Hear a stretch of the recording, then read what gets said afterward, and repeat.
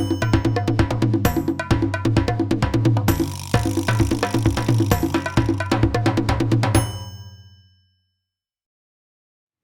everyone, how you doing? I hope you're having a wonderful 24. I thought I'd mix it up a little bit and try something a bit different. I don't produce a lot of content on this channel because coming up with the ideas, setting things up, all the connections, all the editing, it becomes a full-time job, and I frankly just don't have the time. And I figure if I'm out here working on something that may be of interest to Zen drummers, I can just record on my phone. It takes me a minute to throw on a lapel mic. And you know, this is going to be ultra low effort. We'll call them behind the scenes. So this will be ZDS BTS #1, hopefully. I don't even know if anything's going to come out of this, so it may be that this is actually episode 2 is the first one. But at any rate, today we have a box here that was sent to me from David Haney over at Zendrum. I don't know much about this. The story behind this is a Stompblock that is misbehaving. It's a very special Stompblock. I'm not going to go into details because I'm not sure how much David is revealing just yet, but chances are you probably know what this Stompblock, what its ultimate destiny is going to be. What he's told me is that it has a non-standard SD card. It has a non-standard loadout on there. This must be the card. So Delkin Devices. This is what we're dealing with. And I realize I haven't really even stated what the problem is. That autofocus is going to be the death of me. He has some samples on here that are not the standard Stompblock package, right? These are custom samples from a different source. Sorry, I have to be cagey about this because I think there's going to be something in the fix here that interests you, but I can't give away too many details. I hope you understand. But the samples that are on here are misbehaving. So when he first reached out to me, before he's tried this new card, he said that the samples were clipping. Pops and clicks is, I think, what he said. And that's typical of a SD card that is just not reading fast enough. So he tried this card, and this one should be fine. We got 100 megabytes a second for read. Yeah, this card should be fine by all accounts. So there might be something wrong with the Stompblock itself. This is the first time I've seen a factory new Stompblock, a new stock Stompblock since the launch, how many years ago. So I'm actually curious to see how they've progressed. It looks like they have a new panel on top here. Hey, hold on a second. I'm going to go get my original Stompblock for comparison. All right. So get that knife out the way too. Yeah, so this is my original Stompblock, and I mean, there's some superficial changes to be sure. The LED holders are a bit more recessed now. They're not floating on top of the panel there.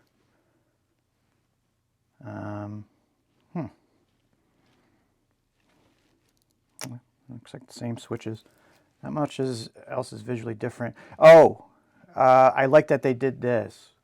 So they on my original Stompblocks, you can see I had this rubber grommet around the power connector. That's on here now, and it looks like a beefier connector. Yeah, this one, the reason it sits so low in there is because I added that rubber grommet there to isolate it from the chassis. I was picking up a lot of noise and hum with that. The MIDI connectors are reversed. That's interesting. I mean, I suppose it's arbitrary. There's really no reason for them to be, as long as they both match. Yeah, and yeah, they at some point they lost the cutout for the card reader.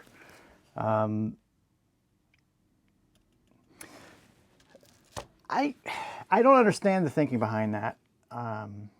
That's interesting. This one has, I don't know if you can see that, there's been a repair job here. There was either a hole placed here that shouldn't have been here, or maybe they're thinking of adding a port. Because on my side of that Zendrum, that's where the card reader is inside. So you can see here that it was just notched out before, notched out of the lid, and it even said card on the top. So at some point they got rid of that feature. If you find yourself having to open up your Stompblock a lot to take the card in and out, do yourself a favor. Get a file, Dremel, you know, whatever you have. It's soft aluminum. You can go right through it. It's cast aluminum. I noticed they're still putting all the boards mounted to the bottom, which drove me bananas. This one has rubber feet on it, but if you want to put this on a pedal board, putting Velcro over it, you can see on mine I have Velcro stuck on there, and it's not great, but it works. All right, anyways, let's connect this up and see what we got. I'm going to have to go in search of a USB-B cable. Be right back. Alrighty. These are getting harder and harder to find every year. For my own products, I'm still using USB-B myself, but I probably am going to be switching to USB-C. The reason for using the USB-B connector is that it tends to be a little bit of a stronger connector on the PCB board because there's a lot more solder involved. The idea being that, you know, if it's on stage, someone steps on the cable, it's not going to snap the board, you know. But in my opinion, that's more likely to happen with these. And now with modern USB-Cs being, you know, more ubiquitous, there's no reason not to move to that. But, just an aside. Actually, before we connect up the new Stompblock, I'm going to connect up my old one here to make sure that, or to check what the firmware was on this to make sure that we're using the correct firmware. So I'm going to boot up Chrome. Remember the Stompblock interface, unfortunately, it only works in Chrome or Opera. So if you're using Safari or Firefox, it might actually work in Firefox now. All right, so ZendrumStudio.com, MIDI devices. Let's see, Stompblock. Yeah, there's the editor. Okay. Yes, we do want to allow MIDI. Okay. Now we'll connect. So this is my original Stompblock here. So we have two numbers down here. We have the client version. That's going to be the same for everybody, but this firmware is what I'm after. So the latest that I had put on mine was 3.4.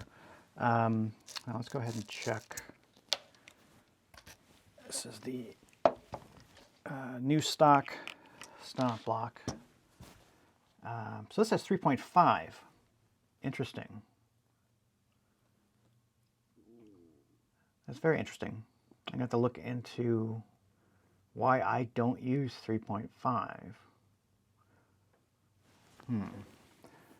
See if I can't find the history on that. So we'll go in a new tab. We'll go back to Zendrum Studio. Okay, one hard edit later and we're back. Went down a bit of a rabbit hole on this version of the firmware issue. Until I went and looked at my own damn notes, which I should have done in the first place. And yeah, version 3.5 was just a special version that they needed for production. There's really nothing new on it. So this should be functionally equivalent to my Stompblock. So what I gather from talking with Mr. Haney is that most of the new samples, or all the new samples, I believe, are on Bank B. So I'm going to set up my Zendrum here. I actually have one set up already that I used to use for my old Stompblock that's already on using channel B. We're going to mess around, see if we can't just find, you know, these samples that are misbehaving. So I got a pretty typical setup here for testing this. It's USB to the computer. MIDI in is coming from the Zendrum. That's, you know, powering the Zendrum off the power supply. My audio out, I was getting some noise off this unit, and my old one does that from time to time too. So I don't know if that's something inherent to the design here, or I already discussed how this needs to be isolated. This is already isolated because it's a plastic jack, so I don't believe there should be any interference. But again, I was getting noise. So long story short, I'm putting a mono out over a TS cable into just a passive DI. It's not doing anything active. And then one of those is going to an amp so I can hear what's going on, and the other one's going to a capture device. And I'm also capturing the audio on Reaper so that, it's, there we go. I'll be able to have high quality audio from that. All right, so back to here. So I managed to also get the mapping files for the content that's on here. So these presumably are the instruments. I did already find a problem. Here, I'll show you.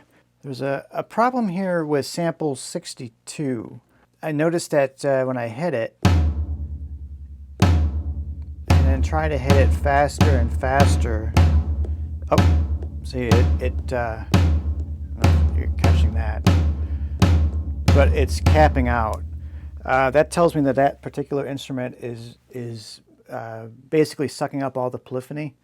Your Stompblock is capable of playing 14 sounds at a time, and once there's 14 sounds, playing, even if it's just the tail of a very, very soft tom or cymbal fading, it has to start cutting sounds. And it doesn't always do it in a favorable way. It tries to, be logical about it. So that's one problem. That's not a pop or a click though, and that's what David was reporting. So I figure we'll go to, I never use setup 16, so I don't mind messing up anything there. It's on channel 10 right now. We'll change that to 11. This is thrilling, I know. And let's see where that gets us here.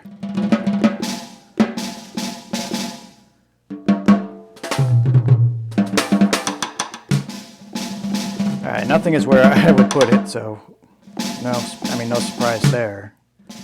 Let's try setting it up for like just a simple groove.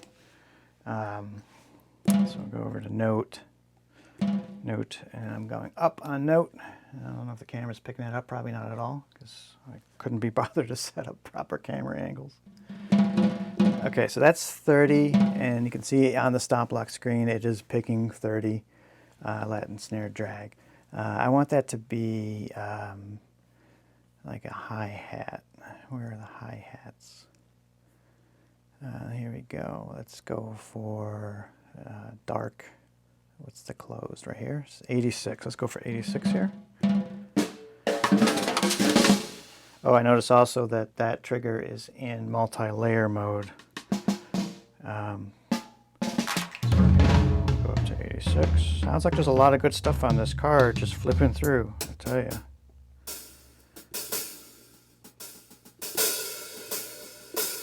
Okay, so it's actually inverted. Let's go up a little bit.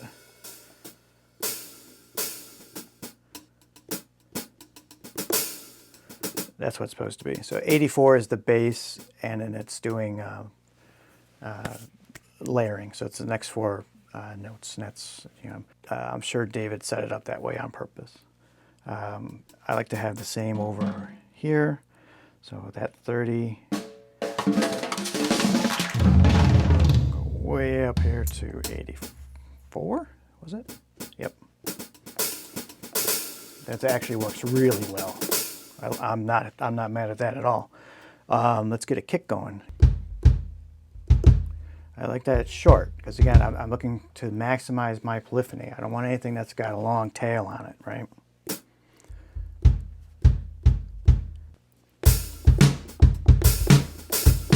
Okay, there already is a snare there. That's helpful.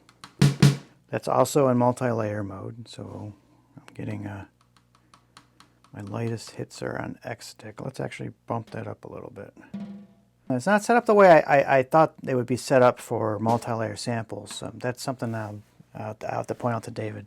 I noticed it was slowing down there as I was arrowing through those. That's interesting. That's telling me that the Stompblock was, that the polyphony was probably getting challenged there. Okay, so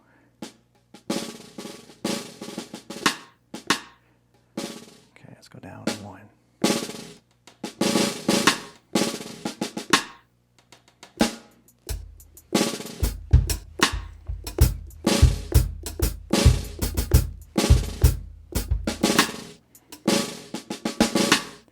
All right, to be honest, I think I'm gonna just take this one all the way down. I'm not feeling the snares in multi-layer. All right, even with that gong playing though, it didn't slow down there. Okay.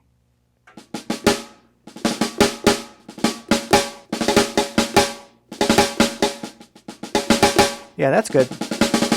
If I had the time, I'd bring that into ZenDrum Studio, and instead of using 4 samples in a row, I'd make it so that just my highest, my hardest hits would be the rim shot. But that's not bad. That's 48, so I'll do the same over here, because I'm used to having them on both sides.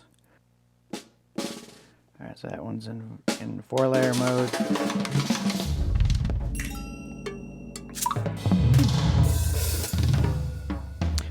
Some of that sounds familiar. The gong snaps, but there seems to be a lot of neat stuff in here. And I also saw there's still a bunch of holes near the bottom of the mapping, which I presume are going to be filled in eventually. I don't know if what David's intent is, but if he is selling this card, I'd pick it up. Anyways, let's see what we got here.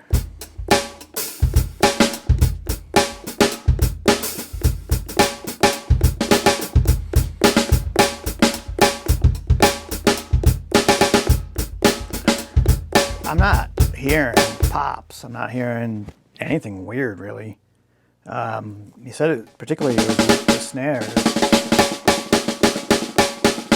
Now, granted, I mean, it's not picking up.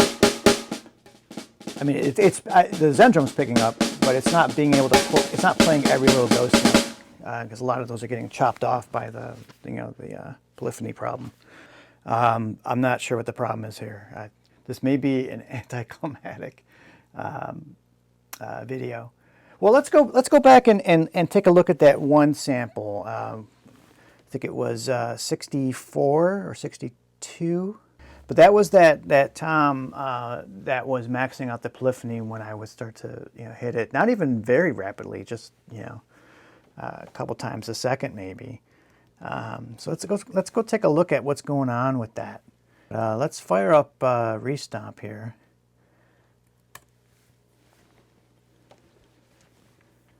All right, so I got the latest Restomp here as a target. Yeah, I'm gonna make sure I'm in the targets. Yep, targets, any special. So this pulled in that mapping file that was in the folder. There's 2, 1 for each bank. So these should be the intended names of things.